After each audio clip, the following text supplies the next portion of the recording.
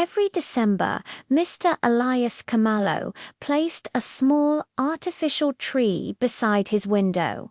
He never decorated it, much just a single string of lights that blinked unevenly, as if they were unsure whether to keep going. The rest of his one-room house remained quiet, untouched by the season's celebration. For 12 long Christmases, he had been alone. The letter arrived on a Tuesday morning, slipped beneath his rusted gate. At first, Elias almost ignored it. Very few things arrived for him anymore. No calls, no visitors, no reasons to hope for something more than the silence that filled his days. But this envelope was different. It was bright red, a stark contrast to the dusty ground.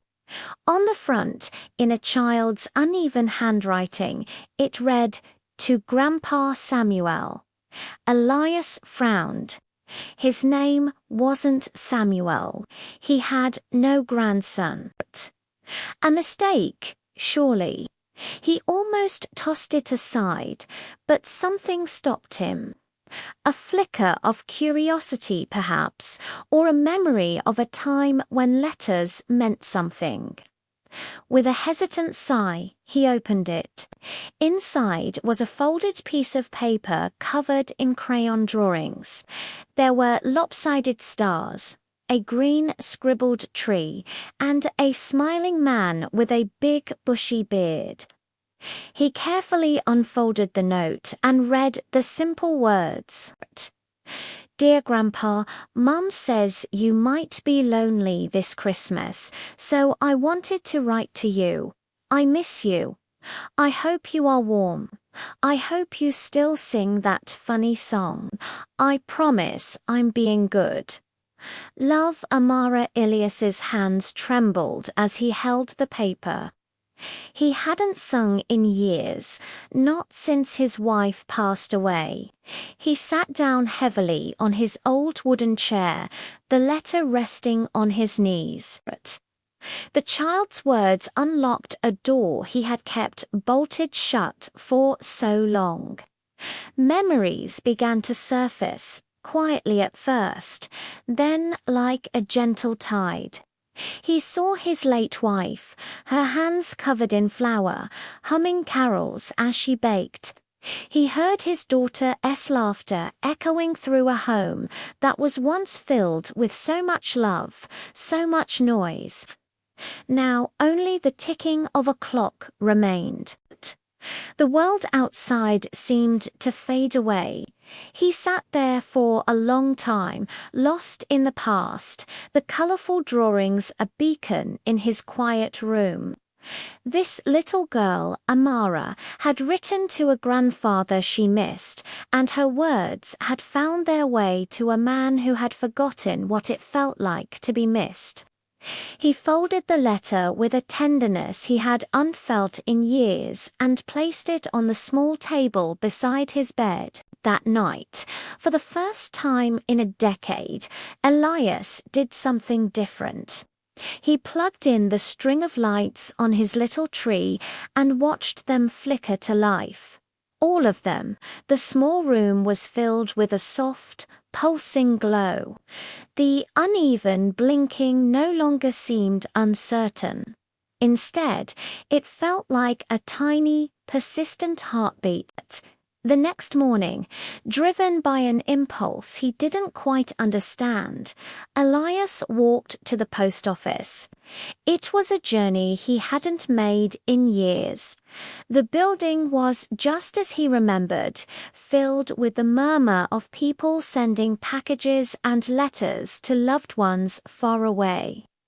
The clerk behind the counter, a kind-faced woman with tired eyes, looked up as he approached. He showed her the red envelope.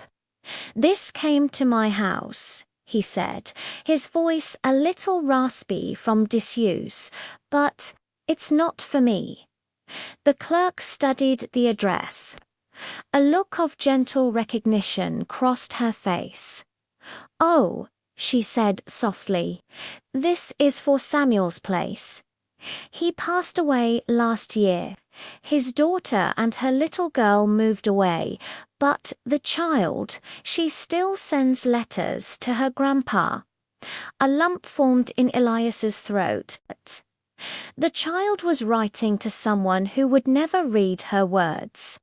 He swallowed his own loneliness, feeling small in the face of this child's unwavering love. May I reply?" He asked the question, feeling both bold and fragile. The clerk looked at him, her gaze lingering on his worn-out jacket and the hopeful look in his eyes. She nodded slowly. "I think that would be a very kind thing to do." That evening, Elias sat at his table with a pen and a clean sheet of paper. He wrote slowly, his handwriting careful and deliberate. He wasn't sure what to say, but the words came from a place he thought had gone dry. "Dear Amara," he began, "your letter found someone who needed it very much. I was lonely, but not anymore. I don't know your grandpa, but I will think of him when I sing again. Thank you for reminding me how to hope. Love, Grandpa Elias." He sealed the letter and posted it the next day, a strange mix of fear and excitement fluttering in his chest. What if the mother was angry? What if he had overstepped? The days that followed were filled with a nervous anticipation he had unfelt since he was a young man. A week later, just as the sun was beginning to set, there was a knock at his gate. Not a postman's quick tap, but a firm, hesitant knock. His heart pounded. He walked to the gate and peered through the rusted bars. A woman stood there, holding the hand of a little girl with bright, curious eyes. The girl was clutching the very same red envelope. "I'm sorry to bother you," the woman said, her voice a little shaky. "I'm Amara's mother. We got your letter. My daughter." She wouldn't stop asking to meet the grandpa, who wrote back. Elias's eyes fell on the little girl. She looked up at him, a shy but genuine smile spreading across her face. He slowly unlatched the gate and knelt down, his old knees protesting. Amara let go of her mother's hand, took a step forward, and wrapped her small arms around his neck in a tight hug. In that moment, 12 years of solitude melted away. That Christmas, Elias's small house was no longer quiet. He cooked more food than he had in years, filling the air with the rich smells of roasting chicken and cinnamon. He and Amara and her mother sang songs, badly and off-key, but with more joy than any choir. They laughed, a loud and wonderful sound that bounced off the walls. In the corner, the little tree blinked proudly, its lights shining brighter than ever before. For the first time in a very long time, Elias wasn't alone. He had found a family, not by blood, but by a simple act of kindness, sparked by a letter that had lost its way. Sometimes letters don't go where they're addressed.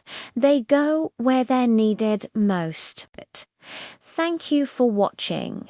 If this story touched your heart, please like, subscribe, and follow for more content that warms the soul. Merry Christmas.